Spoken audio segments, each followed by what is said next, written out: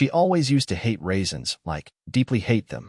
Said they reminded her of shriveled old men's testicles, and would gag at the sight. So imagine my surprise when I came home from work and found a half-eaten oatmeal raisin cookie on her nightstand, next to a glass of warm almond milk and a second bite mark, one that didn't match her neat little nibbles. Most people wouldn't notice something so small, but that cookie might as well have been a confession letter signed in lipstick and arrogance. I didn't touch it. I just stood there, staring at that damn cookie like it had personally insulted my intelligence, then walked into the bathroom and noticed her phone, never left behind, plugged in beside the sink, screen lit up with a text from B. Just the letter. No emoji, no full name. Just B. The message preview read, "Still taste you on my lips. Round 2 tonight?" So poetic, right? Like I was living in a badly written soap opera, and all I could do was nod, not in heartbreak, but in appreciation of how stupidly sloppy she had gotten. I didn't confront her. Not then. That's not my style. I played dumb. I gave her a kiss when she got home, acting like the scent of cologne on her blouse wasn't Ralph Lauren for men. I asked how yoga class was. She said it was intense. I bet. Must have been some seriously deep stretching. Her sister came over that night too, Jenna. Now, Jenna was everything my wife wasn't. Sweet, sincere, with this quiet little sadness in her eyes like she'd spent her whole life playing backup singer to a narcissistic pop star. And that night, when she sat on the edge of the couch, drinking wine and fidgeting with the hem of her sweater, I saw it. The guilt. The knowing. She knew. Maybe not the whole story, but enough to suspect that her sister was up to no good. And when she said, "You okay?" in that soft, careful voice, something clicked. That was the first break, the moment the mask slipped. Not hers, but mine. I wasn't the clueless husband anymore. I was the observer. The patient one. The kind of man who doesn't react immediately, but plots. And oh, did I plot? Because if my wife wanted fireworks, she'd get them. Just not the kind she expected. And Jenna? Jenna was going to help me light the match. She started lighting candles in the bedroom again, lavender, vanilla, sandalwood, one she used to say gave her headaches. I came home one evening, and the air was thick with that synthetic sweetness, the kind that clings to your shirt and makes your eyes sting. The bed was freshly made, tighter than military corners, with new silk sheets I didn't recognize and certainly hadn't paid for. I just needed a change, she said, smiling like everything was fine, like this wasn't the third thing in a week that was suddenly just different. She started going on late-night walks alone, claimed it helped her clear her head, unwind, process her inner dialogue. That word, dialogue, she never used to speak like that. Now everything was about her journey, her needs, her space. I used to be her anchor, her safe place. Now I was a bystander in a one-woman play about self-discovery. She started reading books with titles like Burning the Invisible Cage and When You're Done Being His Wife. She underlined passages in pink highlighter, left them open on the kitchen counter like forgotten messages. I need to feel like myself again, she told me one night, her voice soft, her eyes distant, like she was already halfway out the door. I just feel confined. Confined? We lived in a 2-story house with a wraparound porch and a backyard big enough to lose a dog in. She had everything: space, comfort, stability, and suddenly she was suffocating? I wanted to ask what she was really running from, but I didn't. I didn't want to break the illusion. She still kissed me goodnight. Still said, "Love you," out of habit. But there was no warmth behind it. Her hugs became brief, robotic. She stopped laughing at my jokes, stopped wearing the perfume I gave her for our anniversary, stopped making coffee for both of us and only made her own. She started locking her phone. Said it was for privacy, as if I'd ever once violated it. Her Instagram, once a parade of happy couple photos and curated date night snapshots, went dark. Private. She said she was taking a break from social media, yet I caught glimpses of notifications she'd quickly swipe away whenever I walked in the room. And then there was the car. Her beloved white Mazda, always spotless, now smelled faintly of men's cologne, something spicier than mine, something expensive.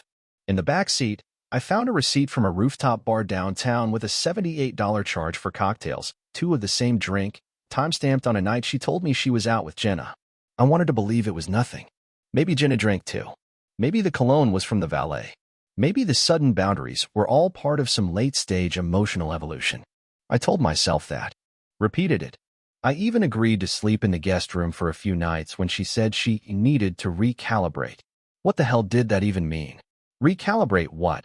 Her tolerance for pretending to love me? Still, I smiled. I kissed her cheek before work. I folded her laundry, paid the bills, cooked dinner. I held up the illusion of the perfect life like a crumbling statue, patching the cracks with silence and hope. But every day, a new fissure appeared. She started taking more care in how she looked, even on casual days. Tight leggings, freshly done nails, subtle makeup for a quick run to the store. She used to lounge around in my t-shirts, hair messy and wild. Now she was curated, polished, performed. I saw her once in the mirror, standing in front of it, staring at herself, running her fingers down the sides of her neck like she was imagining someone else's hands there. That was the moment something inside me tightened. Not broke. Not yet. But twisted. I kept telling myself that love was sacrifice, that trust meant giving her room to breathe. But her breath no longer filled the same air as mine. She was living beside me, not with me, like a ghost still wearing a wedding ring. And Jenna started visiting more often. Said she missed her sister. But the way she looked at me, the way her eyes lingered a little too long when my wife left the room, it made me wonder. Made me question what she knew. Made me wonder if maybe, just maybe, she was the one thread in this unraveling tapestry who might actually still feel something real. I clung to that thought, because the illusion might have been cracking, but I wasn't ready to let it fall. Not yet. It was a Thursday, and she never came home smelling like red wine on Thursdays. Thursdays were her early nights, the ones where she said she stayed late at the office to prep reports or help interns navigate quarterly spreadsheets. That night, I was already in bed, lights off, pretending to sleep when I heard the garage door grind open slower than usual, as if her guilt was too heavy for the motor. She came in quietly, tiptoed even, like she was trying not to wake a stranger.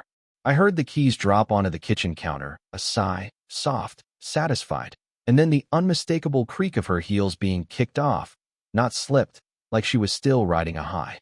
Her phone lit up in her hand, and I watched through the slit in the bedroom door as her face illuminated for a moment, eyes smiling in a way they hadn't smiled at me in months. She typed something fast, with 2 thumbs, then giggled. Giggled. She hadn't laughed in this house since January. Then she whispered, barely audible, "Miss you already." I lay there still, heart rate steady, expression blank, like a corpse that hadn't been informed it was dead yet. She came into the room, reeking of the wine she didn't drink and the cologne I didn't wear. She undressed slowly, without shame, dropping her clothes into the hamper with the same practiced ease she used when folding lies into sentences. I watched her silhouette in the mirror as she changed, noticed the edge of a fresh hickey just beneath her bra strap, faint and purple like an accusation. She slipped into bed, didn't even face me, didn't offer a word. She thought I was asleep. She thought I was clueless. But that night, the final cracks split all the way through the foundation. I didn't need to check her messages or track her phone. I didn't need a private investigator or a friend to confirm what I already knew deep in my marrow. This wasn't a fling. This wasn't a mistake. This was a second life she'd built on the grave of our marriage. I got out of bed an hour later, when her breath had settled into that slow rhythm of someone who believed they were safe. I stood in the bathroom, looking at myself under the sickly yellow glow of the vanity light. My reflection didn't flinch, didn't even blink. I was already gone, replaced by something colder, sharper. I walked into the kitchen and opened her laptop, the one she never used anymore since she started using the work one exclusively. It was password protected now. Cute. She used to leave it open, trusting. Now she had secrets to guard. I cracked it in less than 5 minutes. You'd be amazed how often cheaters use their anniversary date for things they're hiding from the person they married. And there it was, her second email account, linked to an online journal she used to write affirmations and therapy reflections. Only now, the entries were addressed to someone named Ben. Not B. Not a letter. A name. A real man. The last entry was from 3 days ago.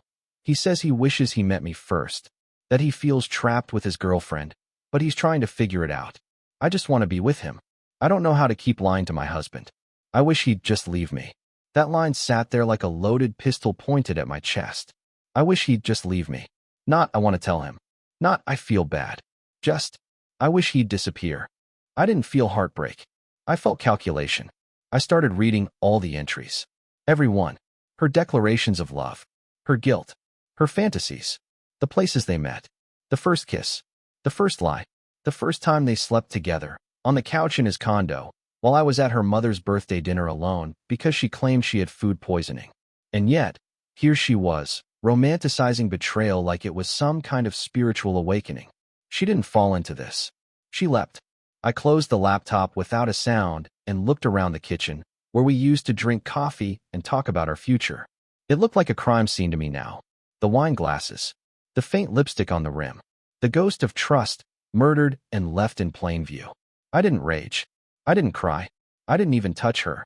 I climbed back into bed next to her and stared at the ceiling. I didn't sleep. I didn't blink. I just lay there, my mind stitching together a new plan, not to salvage anything, but to bury it all.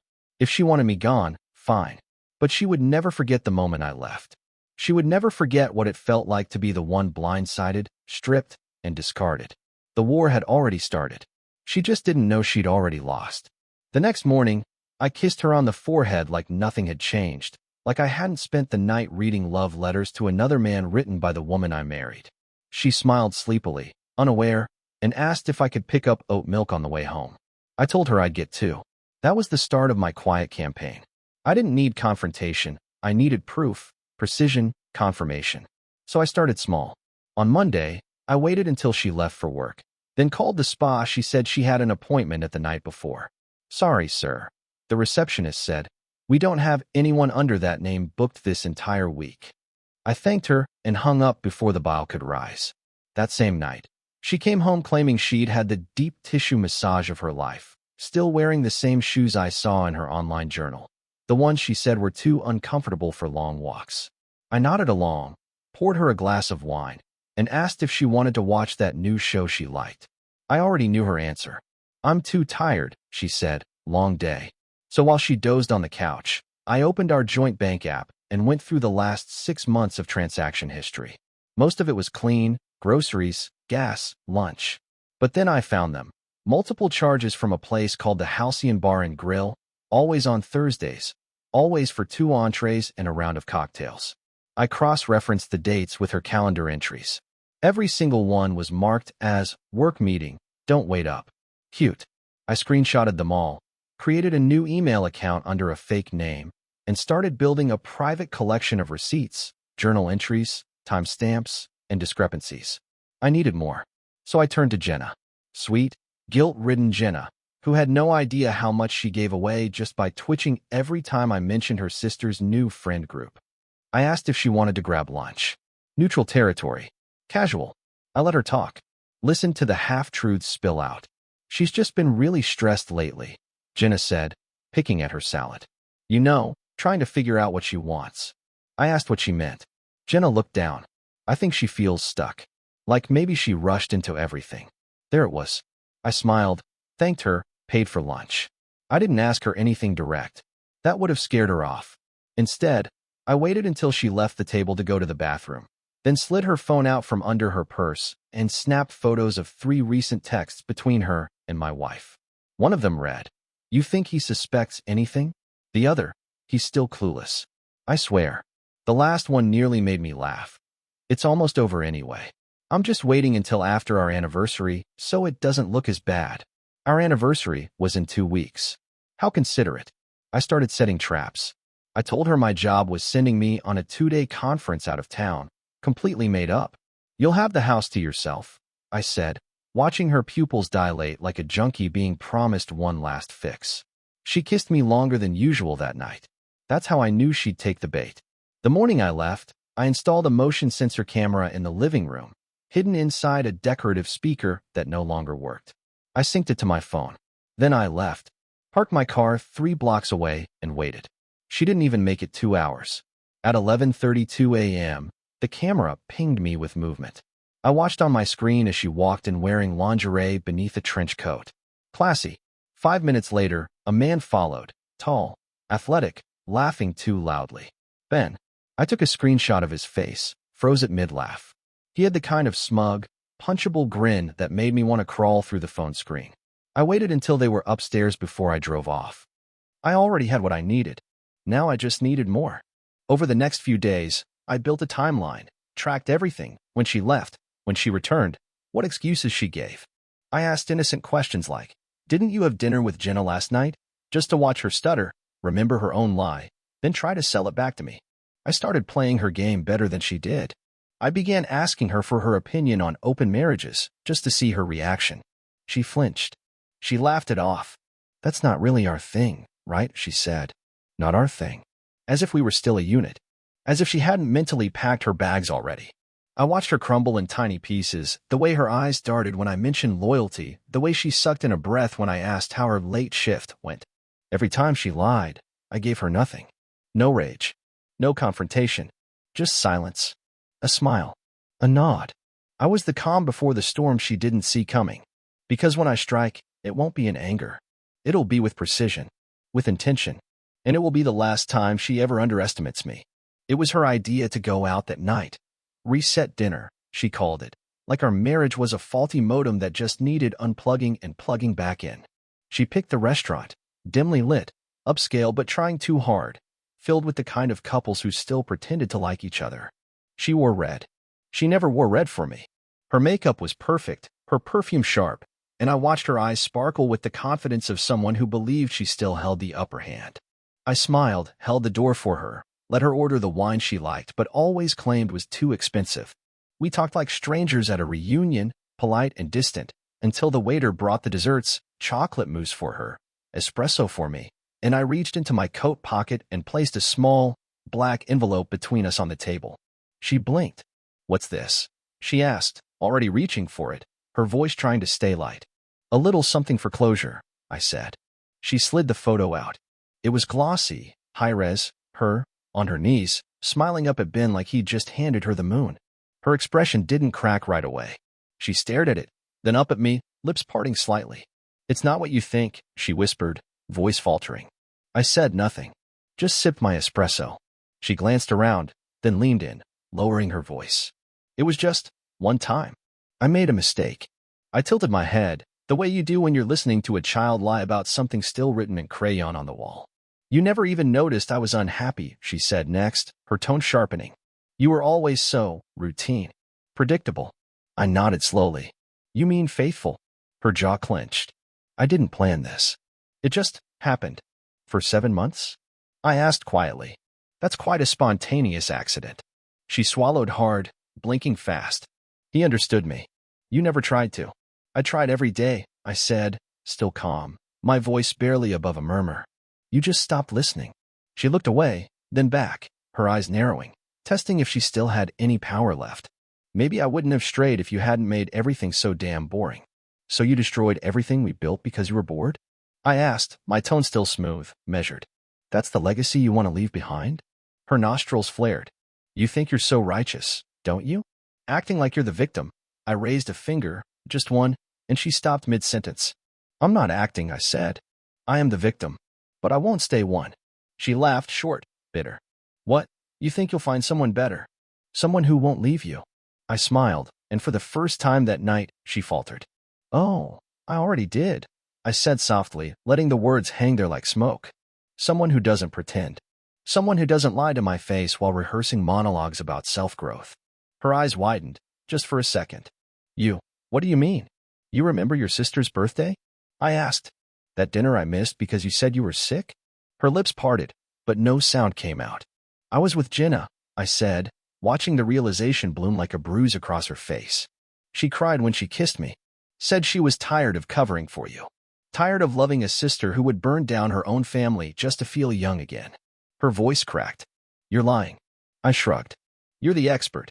The silence between us stretched until the clinking of cutlery from other tables felt like background music to a scene too raw for a script. Her eyes darted toward the exit, then back to me, panic rising behind the mask. You don't understand what I've been going through, she said, almost begging now. You don't know how trapped I felt. You were never trapped, I said, leaning forward. You were just greedy. And now? Now you're exposed. The air between us turned cold, sharp with the finality she hadn't prepared for. She had planned to control this narrative, to walk away with dignity and maybe a bit of manufactured heartbreak to justify her betrayal. Instead, she sat there in a red dress that now looked like a costume, smeared with the truth she thought she could outrun. I didn't stand up. I didn't storm out. I just watched her break in slow motion, her defenses collapsing one excuse at a time, until all that remained was a woman who bet her soul on a thrill and lost everything that ever mattered. The check arrived. I didn't touch it. Her hand shook as she reached for it, her voice barely a whisper. What happens now? I looked at her with eyes she no longer recognized. Now, I said, you wait. And I let the silence eat the rest. She followed me into the driveway like a storm begging for someone to drown, her heels scraping against the pavement, voice already rising before the car even shut off. You ambushed me, she snapped, eyes wild, mascara smudged from tears she probably practiced in the mirror. You set me up. You always wanted to catch me doing something, didn't you? You loved playing the victim. It gave your pathetic little life meaning. I said nothing. I didn't even close the car door. I just stood there, watching her unravel in real time, like someone trying to tape their mask back together while it disintegrated in their hands. You smothered me, she yelled suddenly, stepping forward like she wanted to close the distance between us just to feel something. You never listened. You never saw me. You just wanted your perfect little step-forward wife.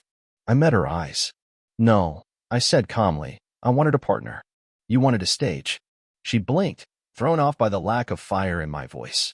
She wanted a fight. Needed it. Because fighting meant I still cared. You're a coward, she hissed. A real man would have confronted me sooner. You just sat there like some spineless little beta watching me fall out of love with you. You didn't fall out of love, I replied, still level. You walked out of it, then pissed on the floor as you left. Her lips trembled. I was lonely. You think I wanted this? You think I wanted to live like this? No, I said, tilting my head slightly. You wanted to be worshipped. And when I stopped clapping long enough to ask for respect, you found someone dumber who never asked questions. Don't you dare judge me, she snapped, stepping even closer, her breath hot with desperation. You think you're better than me now? With your smug silence and your creepy mind games. No, I said flatly. I'm just finally honest about what you are. She laughed then sharp, broken. You'll be alone forever. No one will ever love you the way I did. If that's what love looks like, I said, then I'd rather rot. The wind picked up, her hair whipping across her face as she tried to steady herself, but her posture was all off now, no more performance, no more queen of the stage. She was just a woman who gambled everything on control and lost it all the moment I stopped playing along. You can't just throw away everything we had, she said, quieter now, but with a venom that told me she wasn't pleading, she was threatening. We had years together. I gave you my youth. I gave you my life. And took mine, I said. One lie at a time. Her breath hitched, and for a moment, her eyes softened, as if she thought she could still get to me, still crawl her way back into my psyche if she just said the right combination of words. Please, she whispered, voice cracking.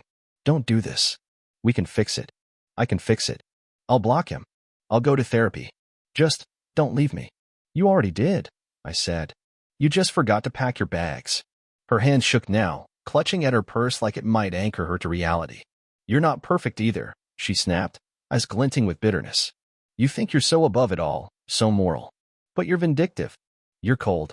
You're doing this just to hurt me. No, I said. I'm doing this because I finally understand you're not worth saving. That one hit her like a slap. She recoiled, mouth open, reaching for some final insult, some last arrow in the quiver, but she came up empty.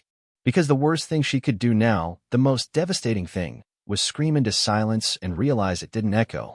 I turned toward the house, not to go inside, but to get my bag. I had already packed, already made arrangements. I didn't slam the door. I didn't look back. And she stood there on the driveway, red dress wilted, lips parted in disbelief, surrounded by the dying embers of a fire she thought would burn forever. She had wanted me angry, wanted a war, but I gave her a verdict. And the silence that followed, that was the execution. I started by copying everything, every text, photo, timestamp, receipt, email, and journal entry she ever foolishly left behind. I built a folder titled Closure and filled it like a prosecutor preparing for the trial of his life. I kept it on a password-locked USB drive that never left my side and mirrored it in 2 cloud locations under anonymous aliases. She thought I was still in shock. She thought my silence meant uncertainty. But while she was busy spinning her next lie, I was drafting a blueprint for annihilation. First came the finances. I called the bank and separated our accounts, citing fraud concerns. I knew the manager. We played poker once a month. He didn't ask questions. I pulled my name off every bill tied to her, utilities, credit cards, subscriptions. I left her name as the sole responsible party on everything we'd once shared. Then I logged into our shared savings and moved every cent that legally belonged to me into a separate account. She never noticed, too busy planning her new life. I even let her think the rent check was on autopay. It wasn't. I'd already spoken to the landlord, told him I'd be moving out, effective the last day of the month, and that the lease was now her responsibility.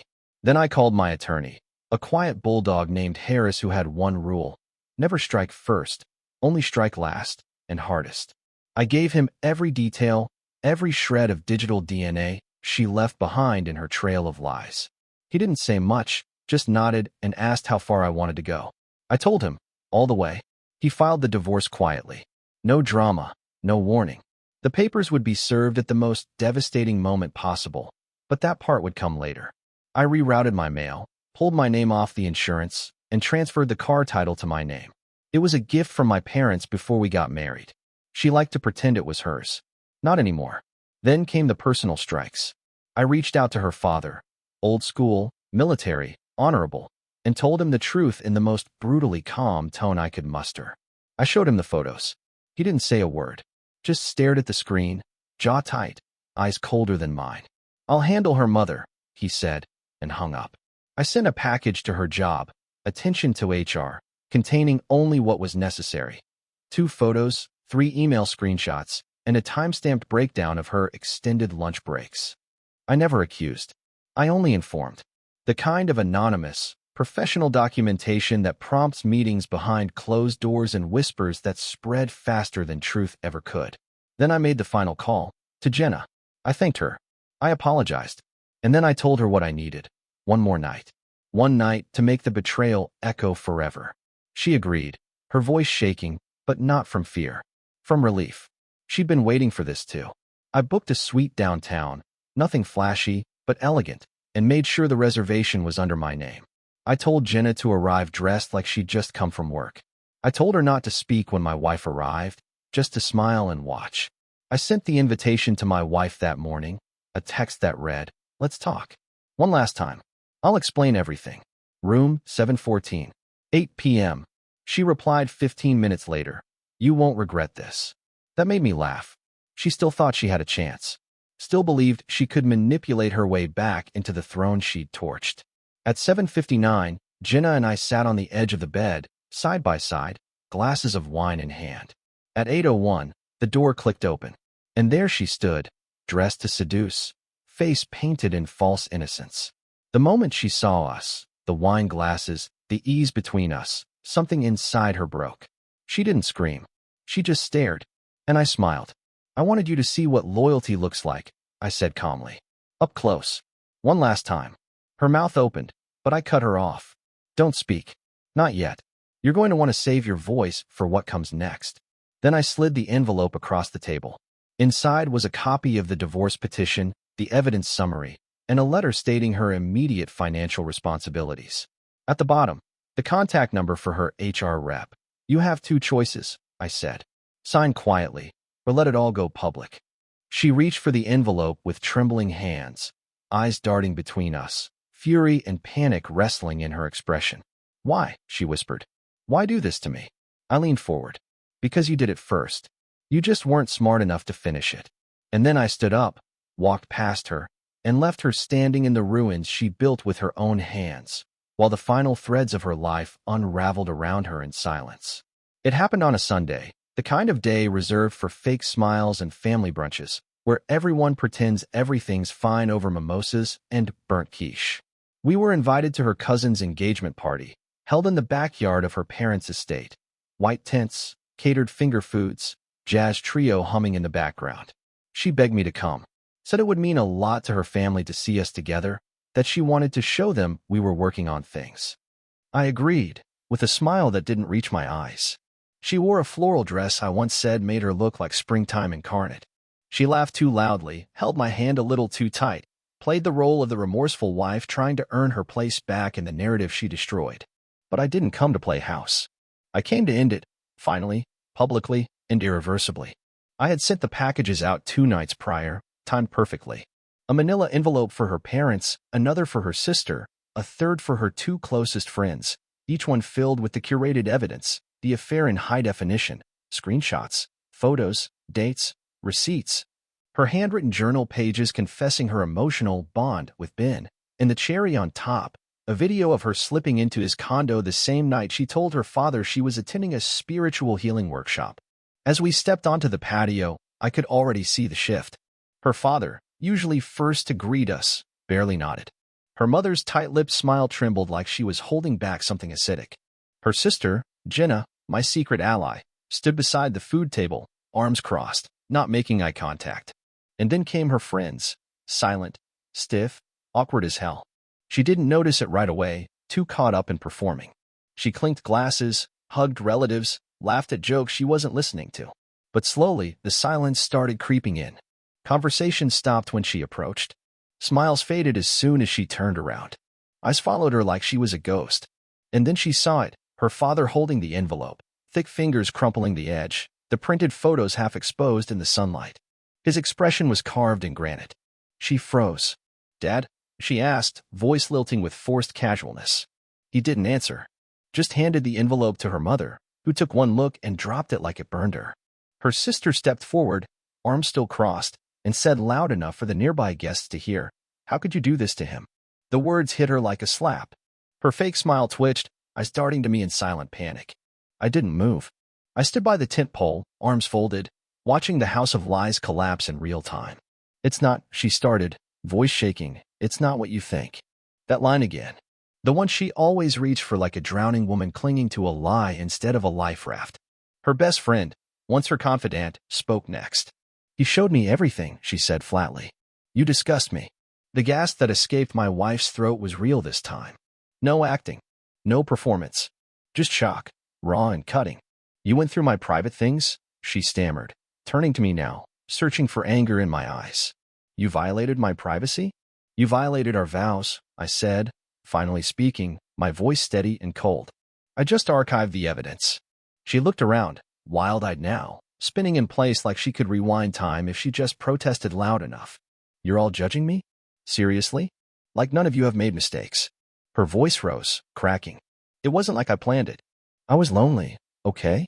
He was always distant. He was loyal," Jenna snapped. "You just couldn't stand not being worshipped." Someone laughed, not kindly.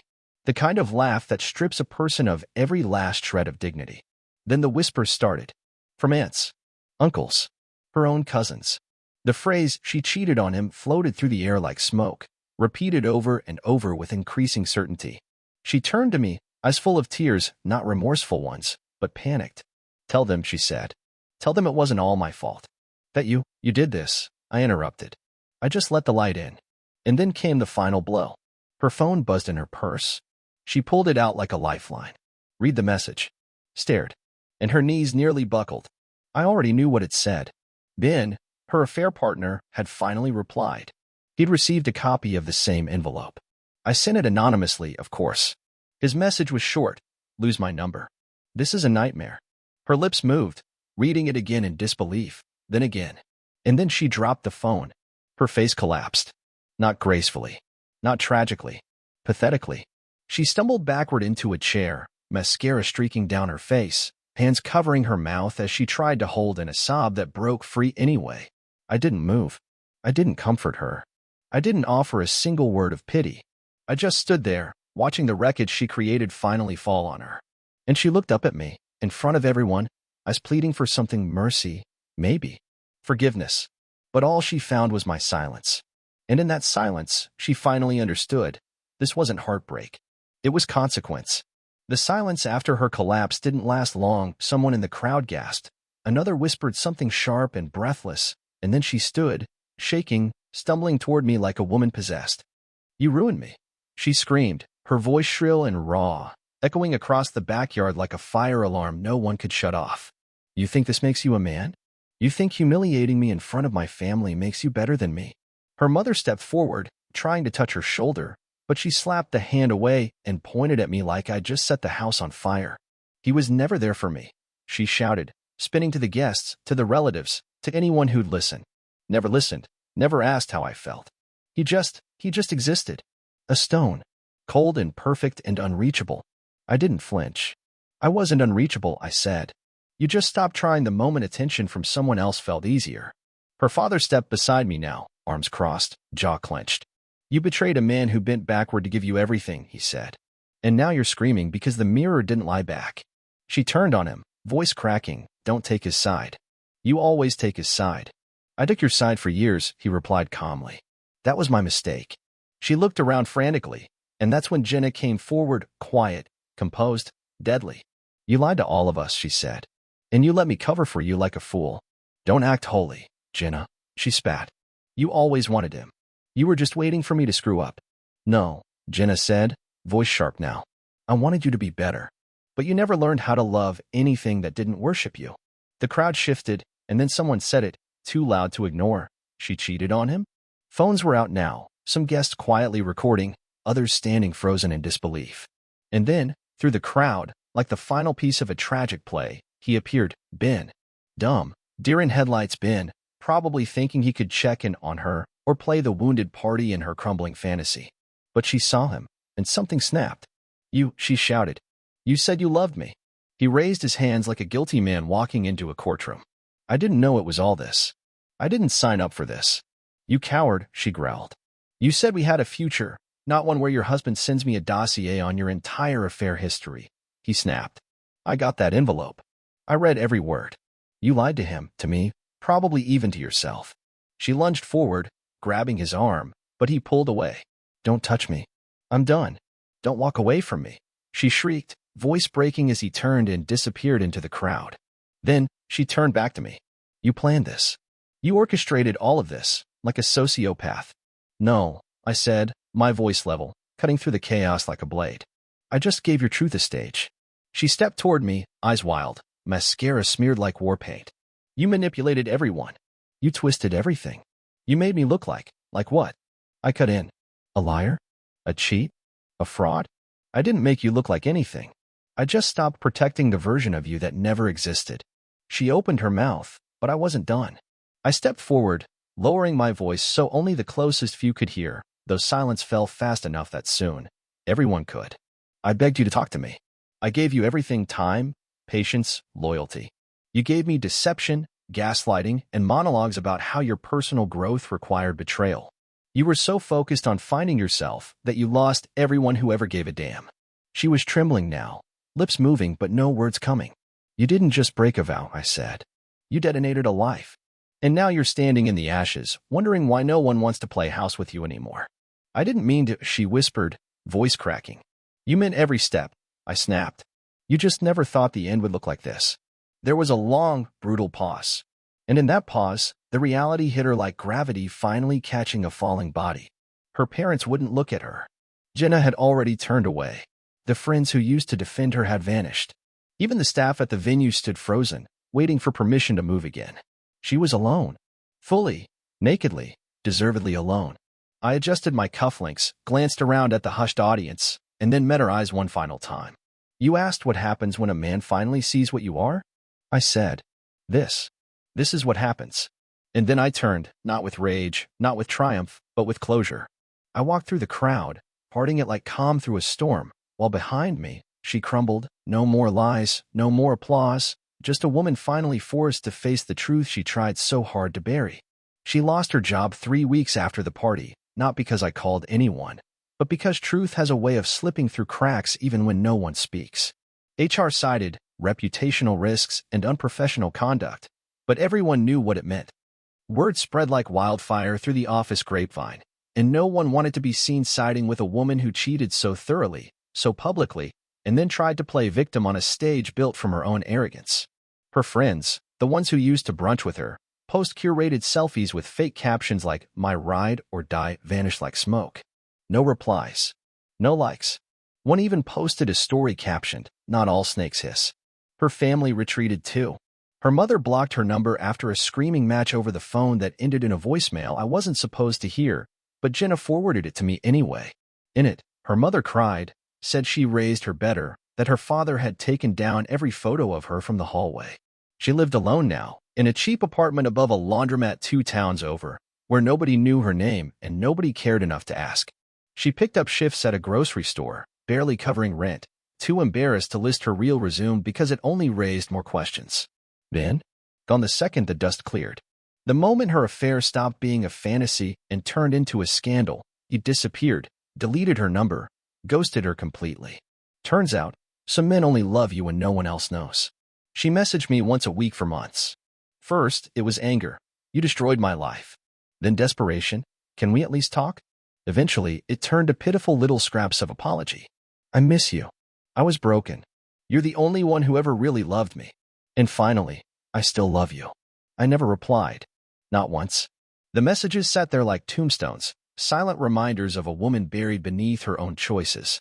But then, one night in late December, I heard a knock on my door. It was just past midnight. I opened it, and there she was. No makeup, hair pulled back, wearing a hoodie 3 sizes too big and holding a grocery store bag like it was the last anchor to her former self. She looked drained, like someone who hadn't slept properly in weeks, whose dreams kept turning into memories she wished she could erase. Can I come in? She asked, voice hoarse. I didn't move. She started crying. Not crocodile tears. Not the performative kind she'd once weaponized. This was the breakdown, the end of the performance. I don't know who I am anymore, she whispered. I don't know how I let it get that far. I ruined everything, I know. You didn't deserve it. I was selfish. I was stupid. I thought you'd always be there. I studied her, silent. She wasn't my wife anymore. She wasn't even a person I recognized.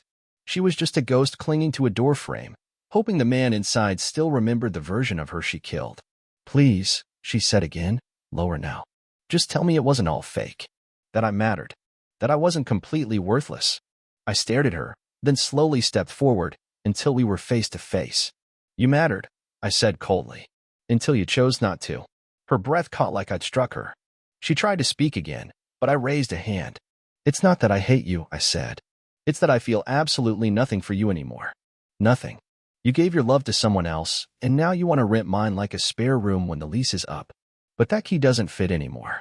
She blinked, tears falling freely now, mouth trembling as she searched for something to say. But there was nothing left.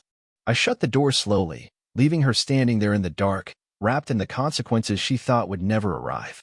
And as I turned the lock, I said the last words she would ever hear from me. Strange. I don't even remember your name anymore. Thank you for listening to my story.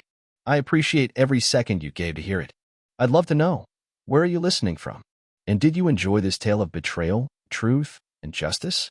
Let me know. Until next time.